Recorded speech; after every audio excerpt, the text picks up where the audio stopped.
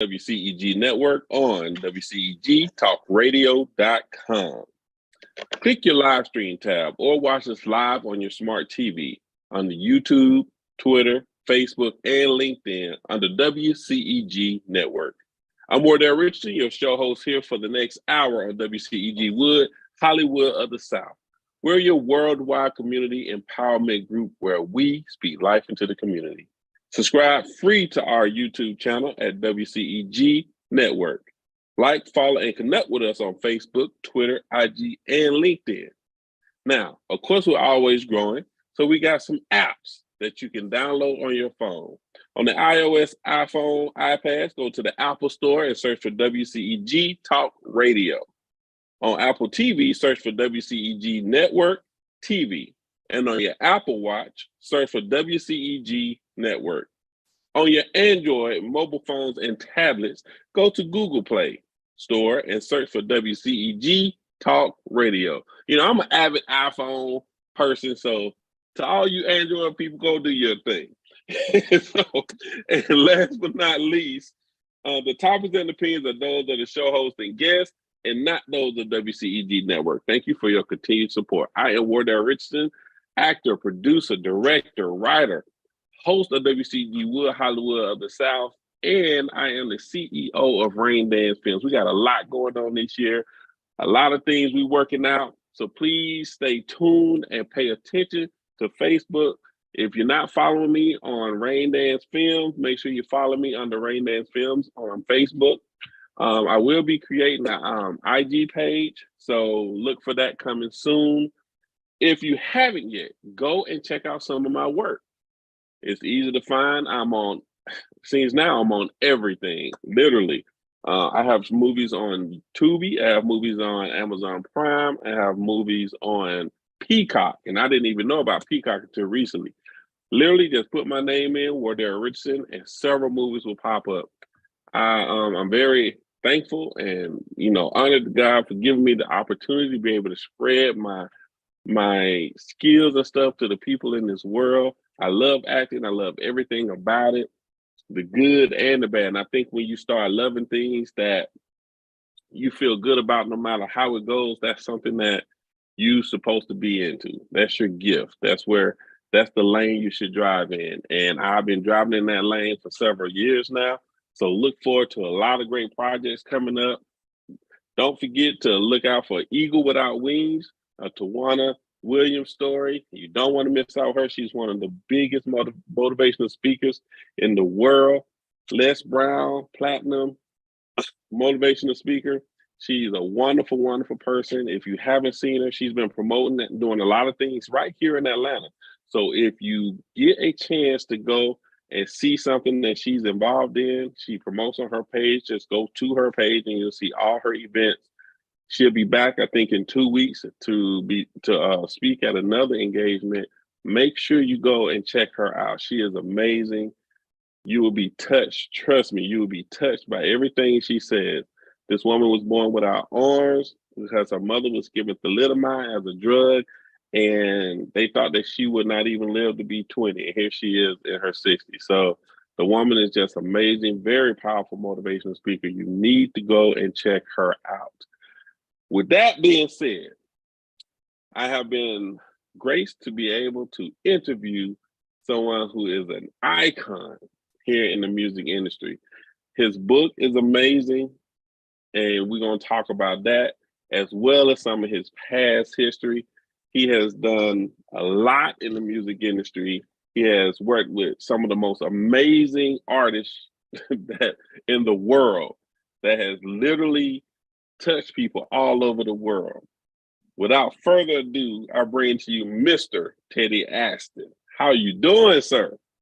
I'm doing great, Wardell. Thank you so very much for having me on WCEGWood, the Hollywood of the South, and WCEG Radio. I'm honored to be here, and thank you for the invitation. No doubt, man. You are somebody I have wanted to interview, especially after I realized the magnitude of people you've touched throughout this entire entourage of music industry. And we're gonna start right from the beginning because I read that you started off just working in the warehouse of Warner Brothers at the age of Yes, 20, correct? that's correct. You know, people always ask me, there's like, Teddy, how did you go from the mailroom to the Warner Brothers boardroom in Burbank, California? Well, I didn't start in the mailroom. I started in the warehouse. And it was a great experience for me because once I started working in the music industry in the warehouse, I was amazed of all the music that I was surrounded by. Mm, I was part of a major corporation, Time Warner, Fortune right. 100 company. The music division of Time Warner consisted of, they called it WEA, Hmm. Warner Electric and Atlantic Records, WEA, Warner Electric Atlantic.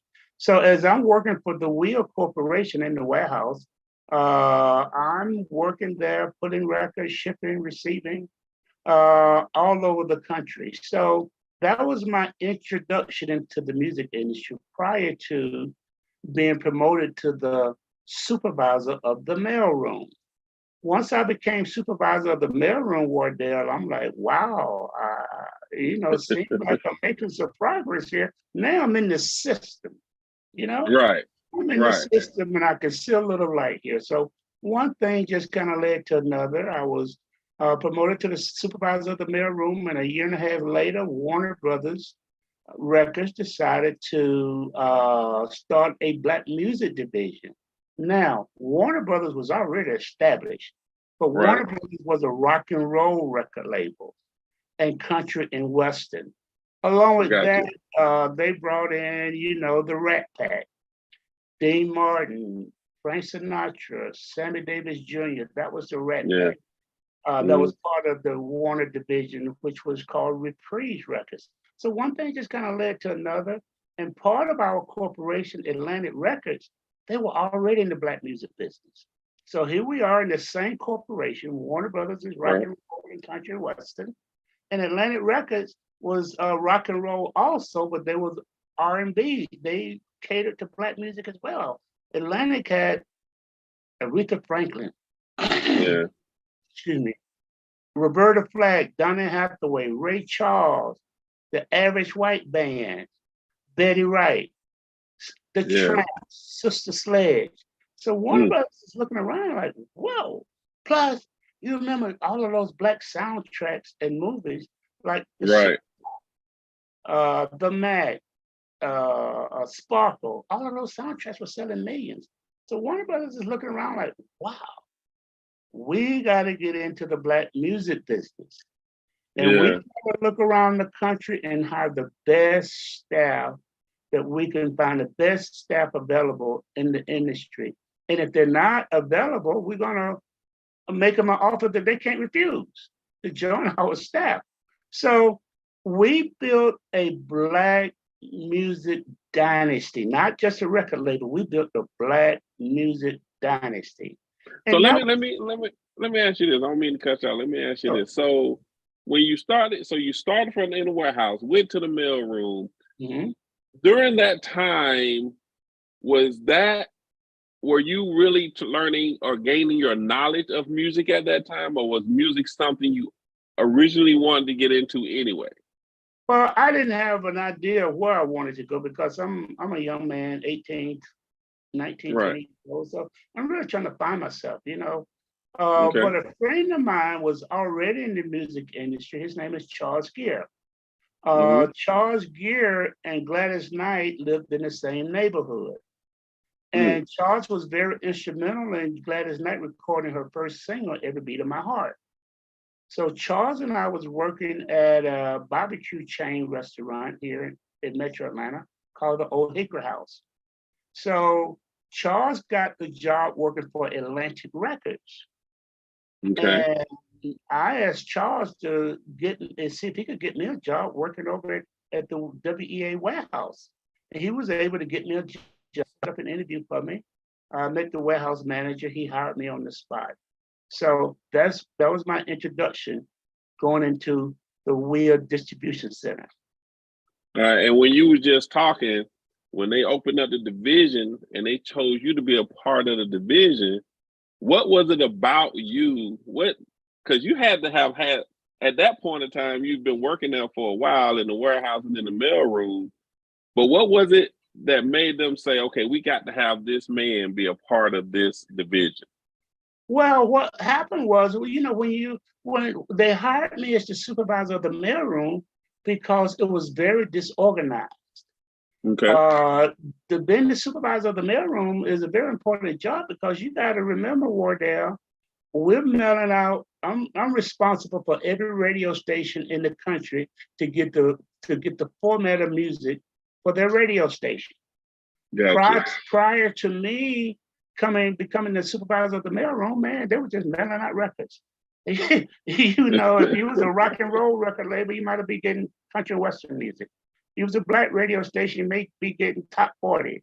If you were rock and roll, you might have been getting jazz. So I went in the mailroom. When I went in the mailroom, I got the mailing list straightened out with all the formats of the radio station. And finally, I was able to make sure that every radio station got the format of music for their radio station so they could compete with the other stations in the marketplace. So all the radio stations was calling the home office and said, man, we're finally getting the records for our format. What did y'all do? What changes did you make? They say, we have a young man there in the warehouse, in the mailroom that we just hired, and he was able to make sure that the mailroom was organized, got the mailing list straight, was able to make sure that the music was compatible for regardless of your radio station format. They're like, man, thank God. Not only are we getting the music now, but it's properly packaged. Because Wardell, back then, we were mailing out, back then we were dealing with albums and 45s. And if it wasn't properly packaged, by the time the radio station get them, they still couldn't play it because they were warped. You know, you ever seen an album? You ever seen an album warped? You put it on the turntable and it goes, you know. So not only were they getting the music for their format, but it was properly packaged. So I got so many compliments from different radio stations around the country that I didn't even know I was getting. So when Warner Brothers started this black music division, they're like, okay, we're hearing so many great things about Teddy Astin. He seemed like the kind of person that we want on our team. Gotcha. Okay. And that was your catapult to go into that particular department with Warner Brothers. Yeah, Warner Brothers started the black music division, which later became a black music dynasty. Because when you looked around with all the other record labels, you know, in-house with Atlantic, with a superstar artist roster, you know, of course you had Motown Records, you know, all black, you know, Temptation, Diana Ross, Supreme, Potops, and you had Epic Records and Columbia Records, all distributing, promoting, and marketing black music. So once we started the black music division of Warner Brothers, we surpassed everybody. Can I just give you a list of artists that we promoted and marketed and took to the stratosphere? Okay, so here we go. We started out with Prince. Mars Day and the Time. And out of the Mars Day and the Time camp came Jimmy Jam and Terry Lewis, who are two of the most famous producers in the world. And to remind me to tell you the story about Jimmy Jam and Terry Lewis, because Prince fired them on the road. But anyway, Vanity 6, Sheila E., Roger featuring Zapp. Madonna. Madonna was broken by black radio, by the black music department. I was going to ask you about that. Years before the pop department picked her up, or even knew her potential. Quincy Jones, Miles Davis, Tevin Campbell, James Ingram, Patty Austin, Bob Marley. When Sly and the Family Stone broke up, Larry Graham was the bass player for Larry Graham. So he came over to Warner Brothers. We produced him, and he gave us a platinum album with One in a Million You, which became a national anthem, especially for weddings. Larry Graham, One in a Million. So One in a Million. after the success Sly Stone saw that we were having with all the artists, including Larry Graham, he came over to Warner Brothers. Along with that, Donna Summer, Sylvester, Shaka Khan. Shaka Khan was with the group Rufus. And when she decided to go solo, she came to Warner Brothers. Ashford and Simpson, excuse me, Ashford and Simpson was two of the greatest writers of music in music history. They came over to Warner Brothers. George Benson. George Benson came over to Warner Brothers. George Benson was considered to be a jazz artist.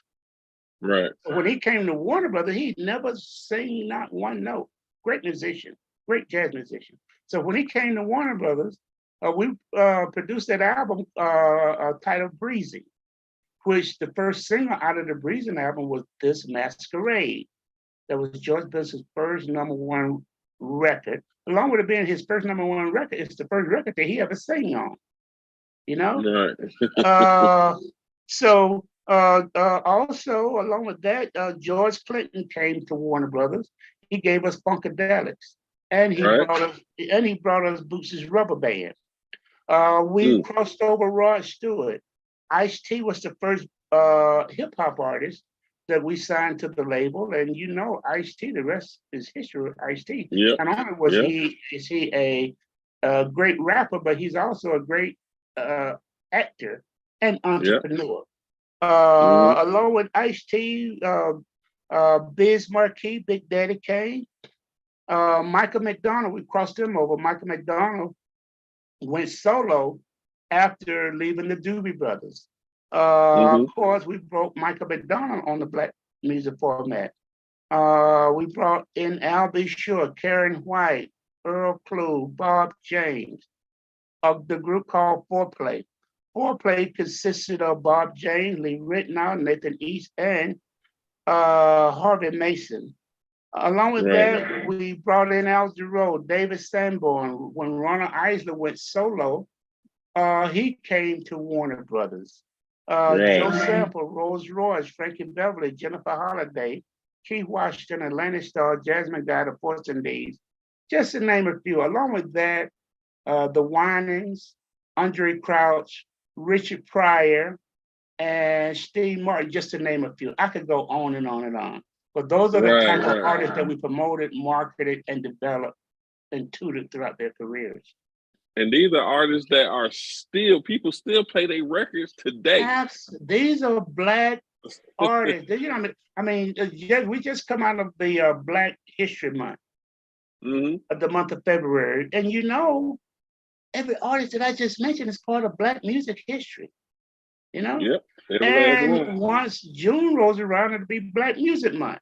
And that's a whole nother story there, because President Carter was the president that declared June being Black Music Month. So it is, you know, just so much has happened over the years, you know, and working with all of these artists, all of the artists, when they signed with the label, they saw the kind of publicity that I was creating. Everybody wanted to come and work with me. Wow. You know? Now, out of all the artists here, and this probably be hard, you know, but I want to know, which artist was the easiest and the most fun to work with? Well, that's like saying, Teddy, which one of your kids you love the most? I love them. I love them all. But if I had to choose one, it would certainly be Prince. Because I was there from the beginning of his career to the end of his career. So, but you know, I had so much appreciation and admiration for so many of the artists that I worked with, you know, because all of them wanted to come here and work with me because of the publicity that I was able to create for them. Plus, when I first went to work for Warner Brothers, they transferred me. My territory was North and South Carolina. At the time, they moved me to Charlotte to develop the Black music market for North and South Carolina.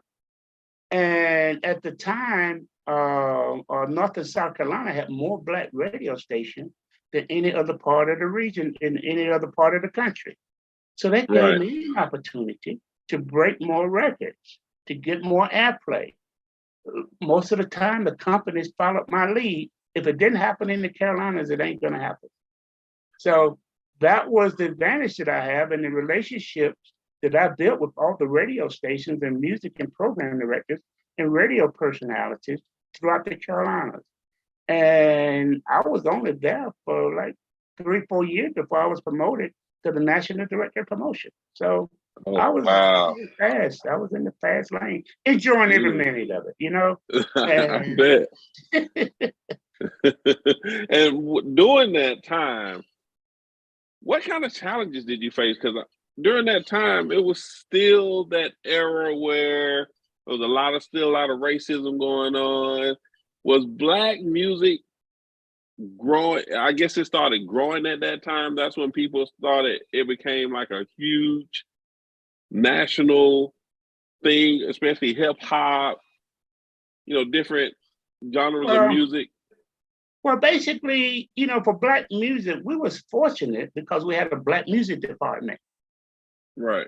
at Warner Brothers. Were you the only ones that had that, or No, most of your department, most of your record labels had it. You got okay. a Black music department. You have a country and western department. You have Right. a rock and roll department, and you have a jazz department. Right. So the challenge was sometimes when we would take a record to top 10, number one, the challenge was for us a lot of times for our pop counterparts to cross those records over to the pop Okay. audience, So Mm-hmm. during that time, pop radio wasn't crossing over a lot of records. We had to do a lot of work to get records crossed over to a different format. But we were able to do it, but we didn't always depend on them. It's just like basically when the pop department took a record, we felt that it would fit the Black music format. We would cross it over to the Black audience, to Black radio. Just like Rod Stewart, Do You Think I'm Sad? Yeah. Michael McDonald, Leo Sayer, Madonna. So you got to work hand in hand, because it wasn't just top 40 and R&B. Because when you had a country and western record that went top 10, you look for that record to cross over to top 40. You know what I mean? So Yeah. in order to, just because we took a record to number one, that wasn't our only goal. We wanted to cross it over to other formats. If we took the record gold, our goal was to take it platinum. If we took it platinum, we wanted to take it double platinum, So, Right. But we had a great staff there at Warner Brothers, man, and that's one of the reasons that we were so successful. The Warner Brothers Black Music Department overshadowed every record label in the industry. I'm sure it did, because you had all the top artists that was out at the time. Yeah. Like, the good thing about it is that we built those artists from the ground up. So, a few artists came over to the record label. Frankie Beverly. Frankie Beverly was with Capitol Records from the beginning of his career, but he never had a number one record, and he never had a record to cross over. And he saw the success we were having at Warner Brothers, like, whoa, that's where I need to be. He came to Warner Brothers. We gave him his first number one album and his first crossover. A lot of the jazz artists came over to the label once they saw the success that we was having with Al Jarreau and David Sanborn and Bob James. Miles Davis came over to Warner Brothers because he knew the success that we were having. Atlantic Star came over to Warner Brothers because they felt they wasn't achieving the success that they were having at their record label, so they came over to Warner Brothers. Donna Summer came over to Warner Brothers. And let me kind of give you an example here. I worked with a king, a queen, and a prince. Queen of disco, Donna Summer. The king of disco, Sylvester, and a prince named Prince. So, when you had a chance to work with a king, a queen, and a prince, man, you kind of arrived, you know what I mean? So, yeah. So we were able to, we was able to really cross over. We became the role model in the music industry. So Yeah. we everybody took notice as to what Warner Brothers Records was doing and how did we do it. And every year somebody was trying to hire me away from Warner Brothers, gave me an opportunity to get another raise. Because I wouldn't about to go nowhere.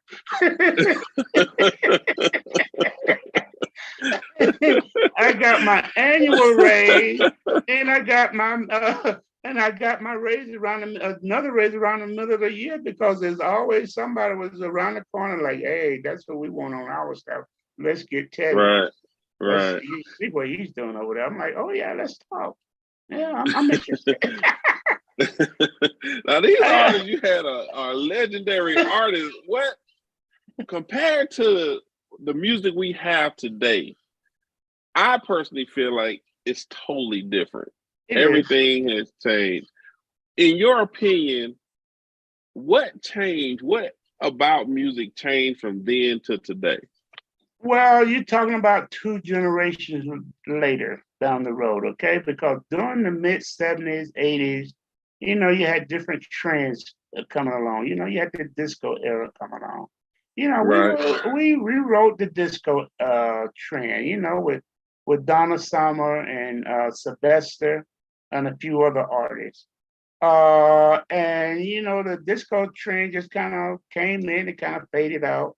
So then 5 years later, here comes hip hop. So in order for Warner Brothers to stay competitive in every format, not just R&B, not just jazz, here comes hip hop. So we teamed with a record label called Cold Chillin' Records. Cold Chillin' had a roster of hip hop artists: Biz Markie, Big Daddy Kane, Marley Marl, and the real Shantae, not just Shantae, the real Shantae. So, Right. You got to say that. Yeah, you got to say the real Shantae. It wasn't just Shantae. There were 4 or 5 Shantaes running around. Right. But we had some real. So we had to, just like we built the R&B roster, the jazz roster. Here comes hip hop. We got to stay competitive. Get into the hip hop game. So eventually, everybody thought that hip hop was going to phase out just like country and western. Just like disco. It never faded out. It grew. It rooted. It rooted. And I'm a big lover of hip hop. And I love old school hip hop. But I'm a big fan of hip hop music. But it just hip hop just evolved over time. Yeah. And that's why, on most mainstream radio stations, they're like, they're hip hop radio station. But of course you still have your R&B station, your oldest station, and so on. So, but hip hop right now is mainstream. I really miss the old R&B kind of music. Yeah, me too. Because it told a story. You know what I mean? To me, that was the difference between then and now. Back then, they told a story. They wrote music that you can relate to and connect with. Well, a lot of the hip hop is telling stories too, but we just don't know what they're talking about. They telling stories. You just, but as we continue to, to move forward, we just had to kind of, roll with the waves, Right. But the artists that we promoted and marketed and tutored throughout the years can never be duplicated. Plus, that's what inspired me to write my book, Wardell, because I always had a photographer. We didn't have cell phones to take photos, Right. I always had most of the events. I always had a photographer with me, and that's what inspired me to write my book, because most of the photos you see in my book, because some are 20, 30 years old, but I preserved. I had them all digitized. So when COVID hit, I had a lot of time on my hand. And people always say, Teddy, man, all those artists you work with, you need to write a book. Like, yeah. Okay. So once I had the time to do it, I started looking at all of my photos, Wardell, and every photo has a story. And when I started writing my book, I couldn't stop, because I have so many photos. And at some point, I'm like, man, you got to cut it. You got to end it, because I still be writing. Man, that book is amazing too, because the pictures in it, and you can literally, it's almost like you live in the story with you. Yes. And that's what I like about it. Yeah. In fact, my book, the title of my book is A Golden Past and a Platinum Future. I'm going to see if I can put it up there so people can see it. Here's the book. Yep. A Golden Past and a Platinum Future. So the way that you can get my book is you can go to Amazon. But no, I have a website set up just for the book, first of all. The website address is www.toughact.net. That's TOUGHACT.net. And and when you go to the website for the book, each page on the website will take you directly to Amazon. Now, when you go to the website, you'll be able to read the table of contents. You'll be able to read about the author, Teddy Astin. You'll be able to see all the awards that I received over the years, over 50 gold and platinum albums. You'll also be able to see a lot of the great reviews that I've gotten over the years, including a great review from Penny Rogers from WCEG. I've gotten nice. And I encourage people when they buy the book, you can also send me a message through the website. And you can post a review on the website, and I will post it on the website. So it's a real easy website to remember, www.toughact.net. And you can, and it's easy to remember. All you got to do is remember, you can say that Wardell Richardson is a tough act to follow. My phone is toughact.net. Easy to follow.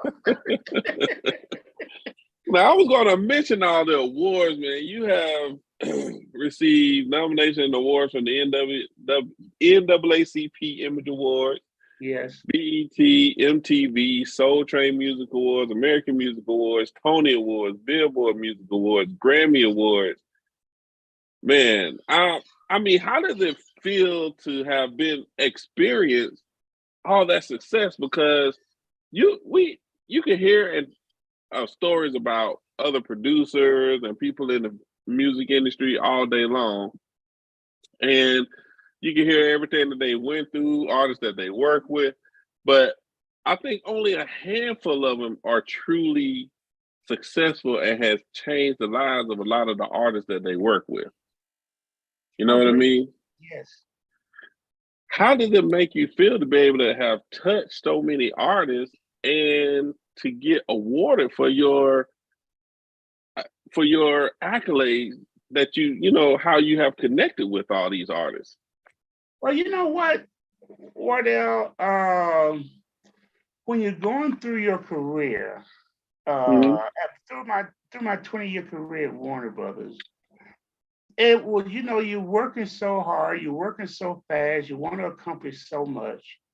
And, you're getting a lot of compliments along the way. All the artists on the label wanted to come and work with me, but you don't really realize the magnitude of it until you look back on it. Just like I was writing my book. Right. I mean, some of those stories brought tears to my eyes. Some of the stories that I was writing, when I look at the photos, I'd forgotten about them. It was just amazing. You know what, Wardell, writing my book amazed me, because if I had not put it in writing, we wouldn't be talking about it, and I wouldn't be thinking about it, because all of my gold albums that I had them in the closet. I had a few of my favorite ones, on the wall, like Ashford and Simpson, Prince, George Benson, David Sanborn. Some of, just some of them that meant something special to me. Right, But right. I wasn't thinking about all of that. So when I started writing the book, I started pulling out all of these gold and platinum albums. Some of them are diamond albums. Diamond means that's a whole nother category in the music industry. Gold is 500,000. Platinum is 1,000,000. Diamond status is 10 million. Wow. When one artist sells 10 million albums, that's a diamond status. So when I look back on my career, I'm like, man, I worked with Madonna, she's diamond. I Yeah. worked with Prince, he's diamond.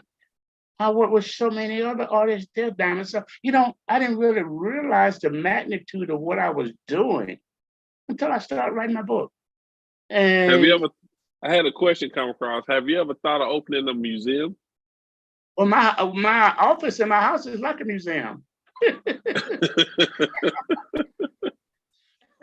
So I guess I got one.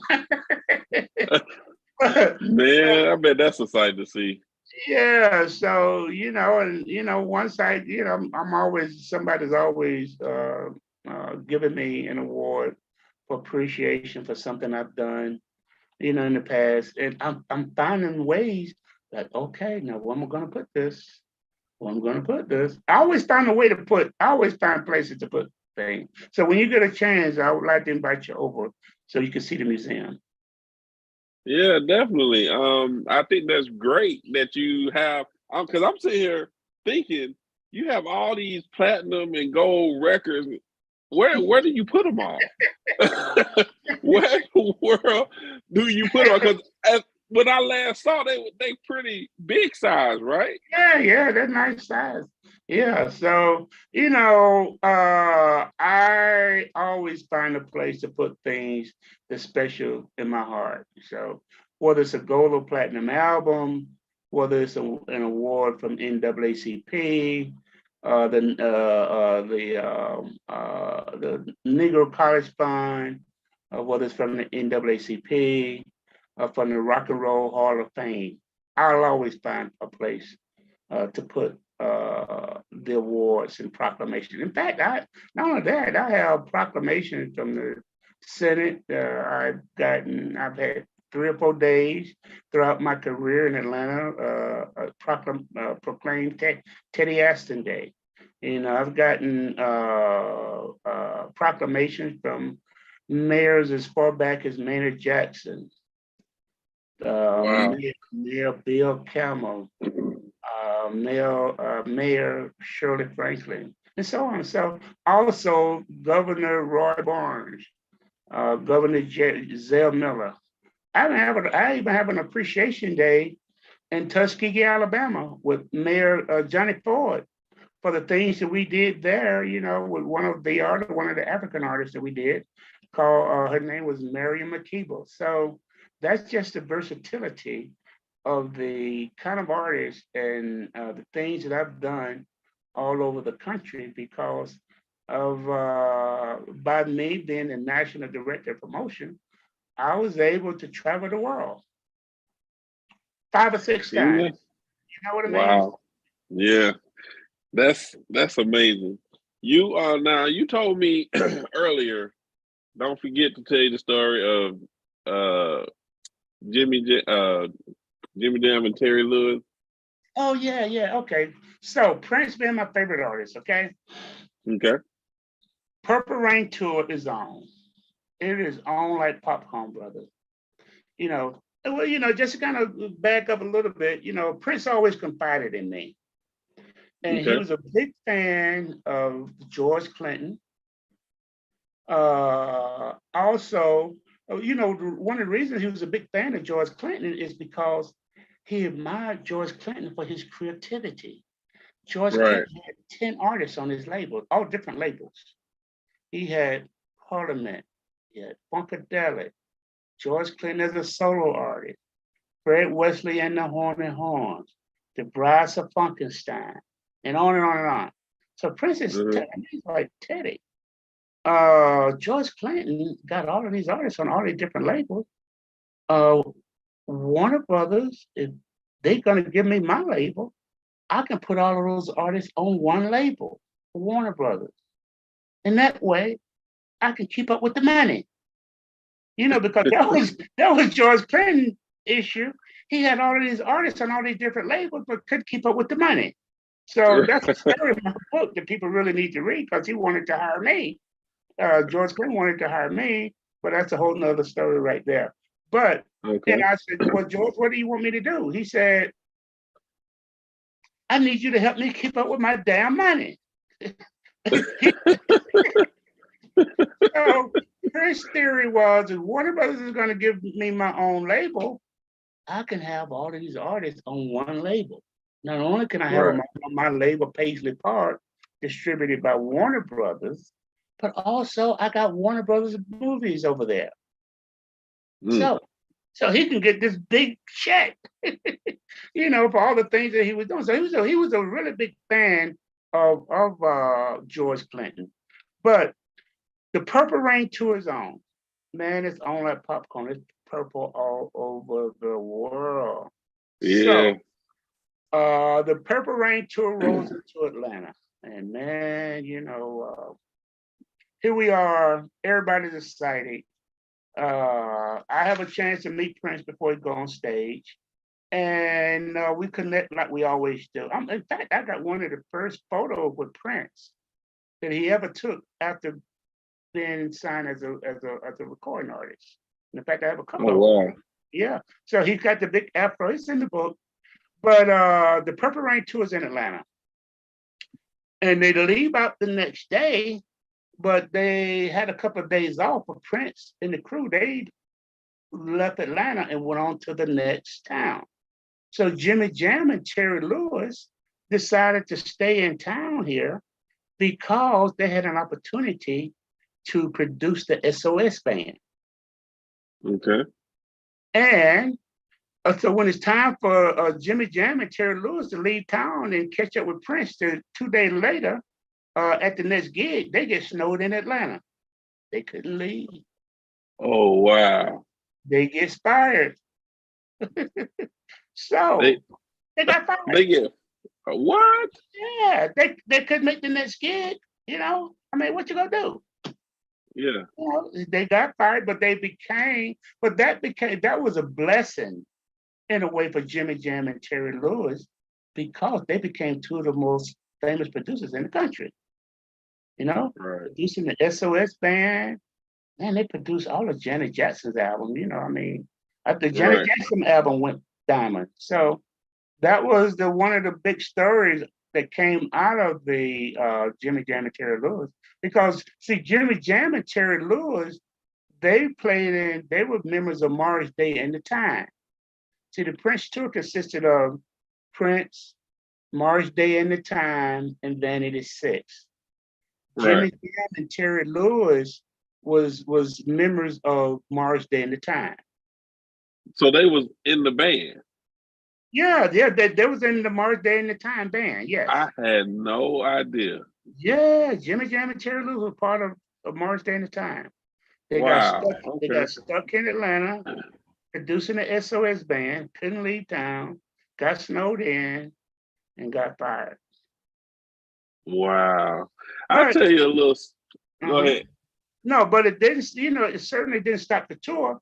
And it didn't stop them. It really just jump-started their careers as producers because they wanted to be producers anyway. Because when you work around a genius like Prince in the studio and you learn all the things that you see him do and the things he's doing in the studio, of course. Plus, they were very talented young men. So, of course, you know, if you have a young, if you have a person that you take under your wing, and they see how Wardell Richardson does things and the movies he produces, and the people he know, you think the person that you're tutoring don't want to be you? So of course, Jimmy Jam and Terry Lewis wanted to be a Prince, wanted to do the things that Prince was doing as well. Wow. I'll tell you a story. I work for AT&T, worked for them for 20-some years now. Okay. And I had a job at a cleaners up in Alpharetta.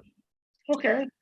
And I'm just, working, and this guy pulls up in this Range Rover, I think it was, to get some clothes. And I hear him talking, and I'm so familiar with a lot of artists, and some of them have distinct voices. Right. And I turn around and said, man, that voice sounds familiar. I turn around and it's Morris Day. Yeah, that's yeah. I said, are you kidding me? And I just said, and I stopped. He said, hey, man, how you doing? I said, how you doing? And he could tell that I knew who he was, but I wasn't trying to make a big, see, I was just like, how you doing? He said, good, and he just rolled on out. But nice guy. I said, wow, this is just you just don't know who's around. And Morris Day is still relevant. He's still touring, because he's got good music, and good music never dies. It's just like all of these artists that I worked with over the years, man, the music lives forever. Oh yeah. A lot of the artists you work with are still touring today. Absolutely, absolutely. Because I actually went and saw what was the Frankie Beverly. Frankie Beverly he's got one of the most notorious songs ever. So his music, but Frankie Beverly got it easy. You know why? I don't say easy, he works. But all he got to do is start the song, and the audience sing the song all the way through, and get him he can rest his voice. Everybody that goes to a Frankie Beverly concert knows every song, and that is, and that's longevity, man. I mean, he can tour forever. I mean, I don't think he ever gonna stop touring. Yeah, he still sell out concerts constantly. Still sell out, absolutely. Still sell out. Now, one of the artists that you work with who is my personal favorite is Chaka Khan. Yeah. Well, I mean, like I was saying earlier, and Chaka will always be one of my favorites. I guess if it came to female artists, if it categorized like that, Chaka would be my favorite female artist. Right. And of course, when you have an artist in a group that really stands out, like when she was with the group Rufus. And her voice always stood out. She was the lead singer for the group. So at some point, of course, with the success that the group is having, the thought is in her mind that she want to go solo. And when she decided to go solo, she came to Warner. And she's always been one of the sweetest persons that I've ever worked with. In fact, every time she come to town, Atlanta's always been very entertainment friendly. When I was working here at Warner Brothers, the mayor, the city council people, the police chief, the police staff, the governor's office, everybody. See, that's why Atlanta is considered the entertainment capital of the world, because Atlanta was so entertainment friendly. And I would always invite them to our concerts and press parties. And when Chaka Khan came to town, I had to go and hide it. I didn't have enough tickets for everybody.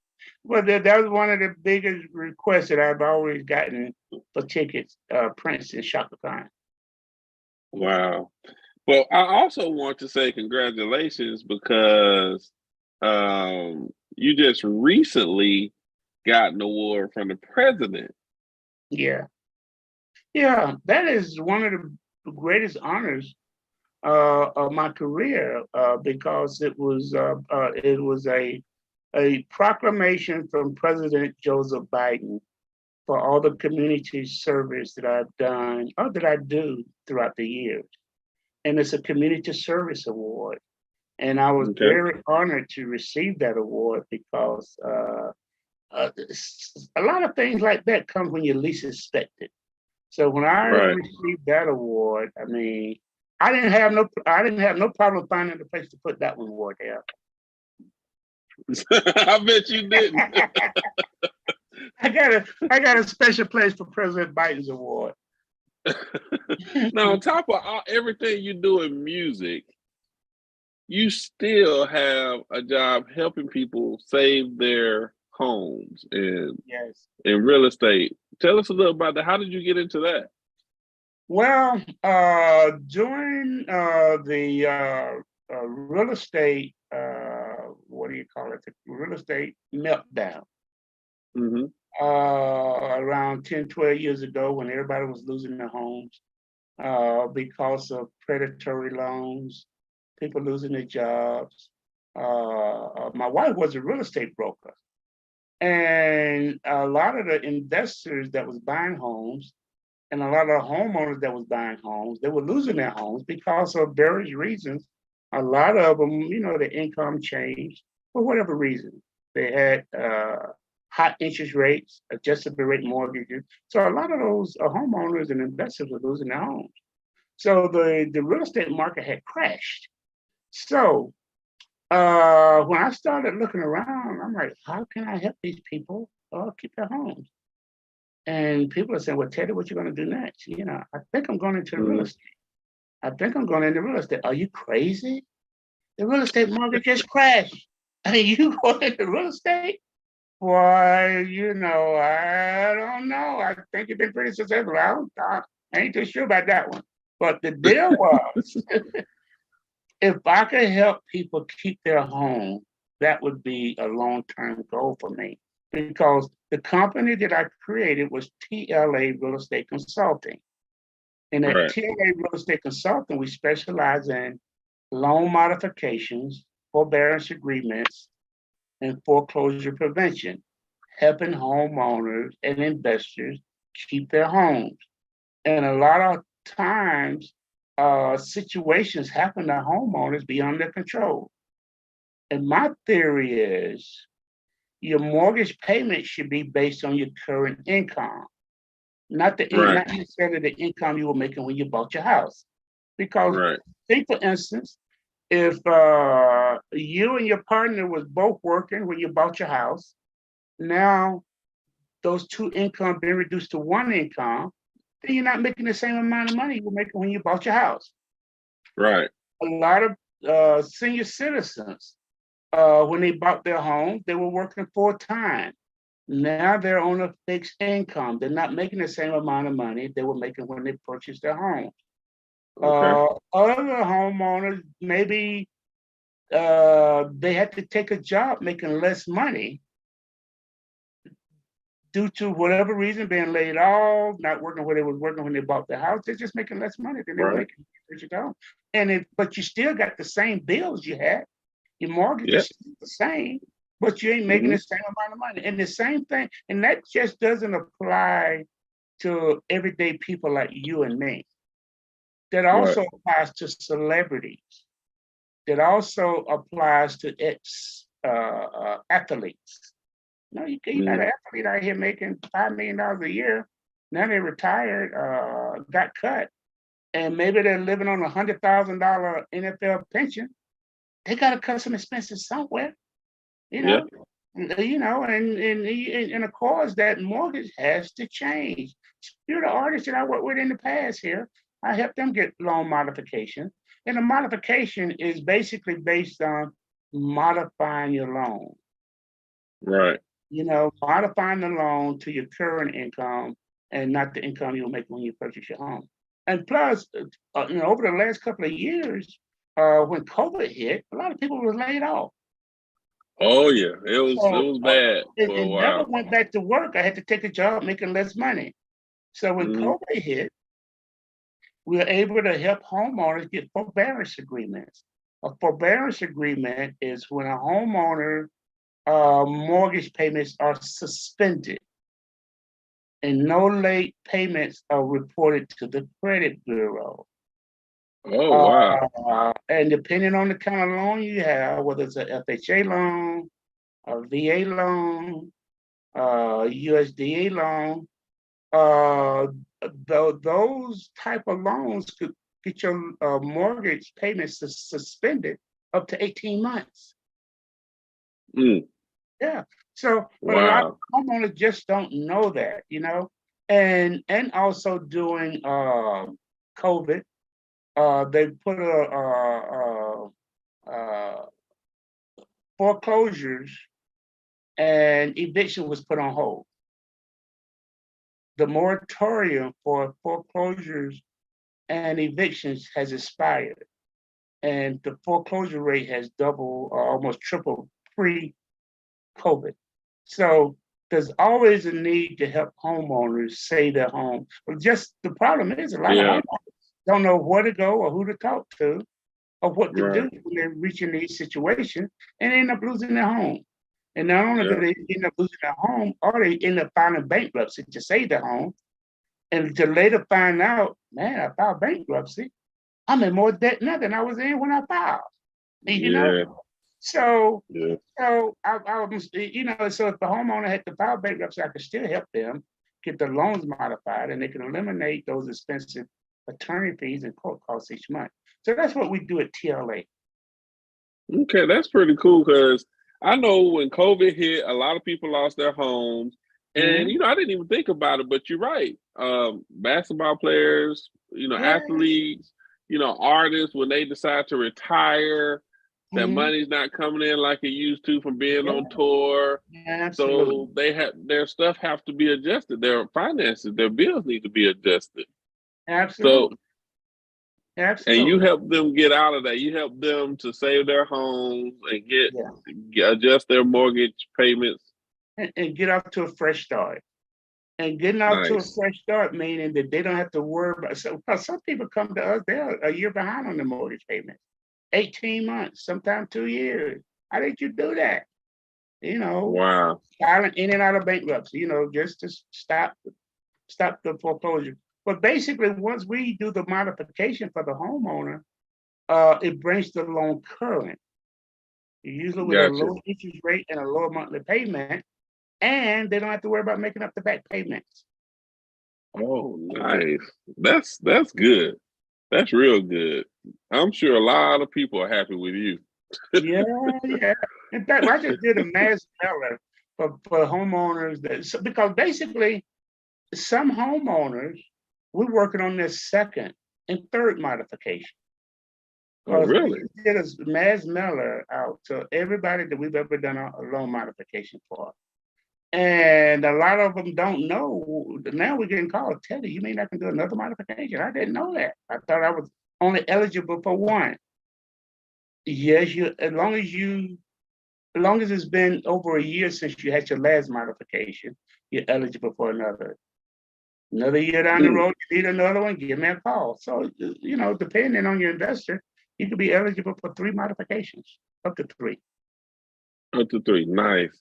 Well, look, we are having I can sit here and talk to you all day. We're already at the end of the interview. What? But yes, yes. First, I want to thank you for everything you do.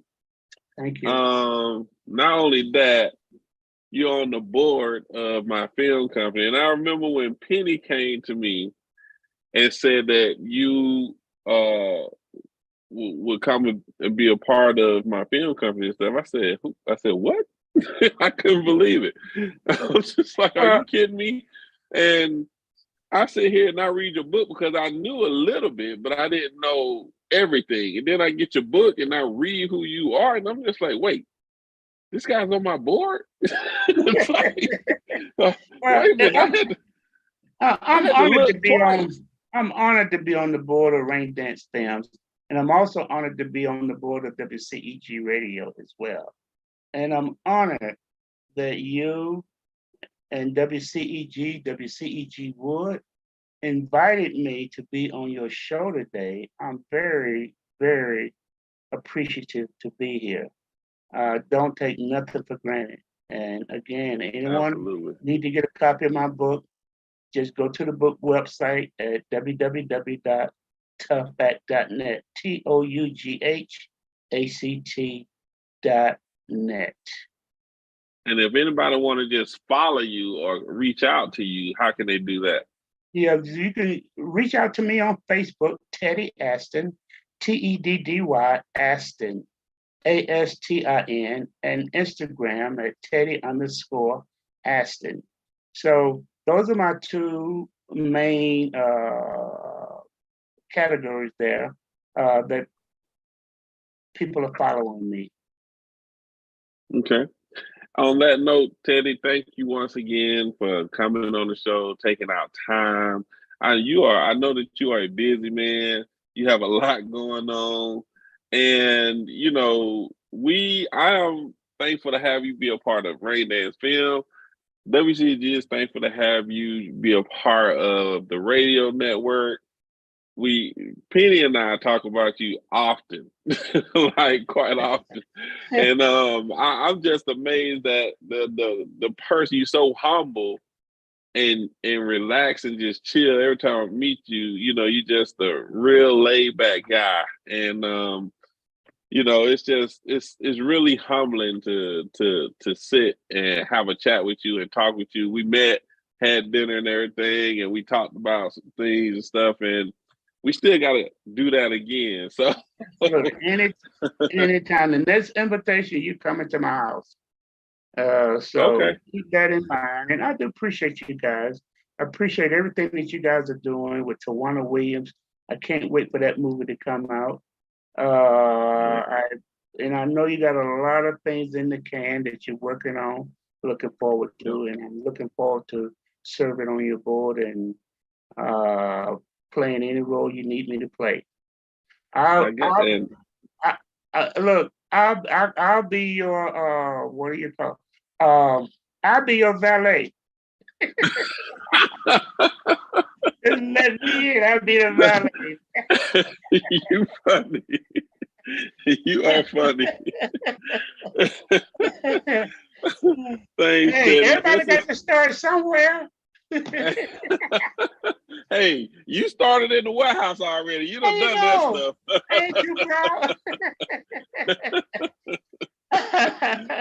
Oh, thanks, man. This is Wardell Richardson on WCEG Hollywood of the South. Thank you guys for tuning in. Once this interview is finished, it will be on YouTube. It'll be on my page. It'll be on WCEG page. Please check it out. Pass it on. Get all you people to look at this interview. Not to mention, please go and buy the book. Teddy, hold up your book again so they can see it. Be happy to. A golden pass. Please. A golden pass and a platinum future. Make sure you go and cop that book, man. That book. Look, the hardcover. Yeah. 300 pages. And I guarantee you won't be disappointed. This book needs to be in every Black family's home. It needs to be in every business office. You need to have this book for generational, to pass it down through generation. In fact, when you get it, you're probably going to need 3 or 4, because everybody that come to your house is going to want to look at your book, and you want to be able to give them their own book, especially members of your family. So everybody come to my house, let me see your book. Well, you can look through a few pages, but you got to get your own copy now. Make sure you get that book, man. I'm telling you, it's the pictures and stuff. This book, I've seen books. This book is on a whole nother level. You won't believe the photos that are in this book. How the way he wrote it is like it's like you're almost in the picture with them. Yeah. Make sure you go and check this book out. It is amazing. You will learn so much more about this man and see why I am so elated that he made it to be on this show. So, and be a part of Rain Dance Films. It's just an amazing, I'm just humbled by it. So thank you, Teddy, once again. Ladies and gentlemen, this is Wardell Richardson on WCEG Hollywood of the South with my guest, Teddy Astin. Make sure, please, go get the book, www.toughact.net, TOUGHACT.net. Go order the book. It is amazing. Check out the website. And we're out. Wardell Richardson. Peace.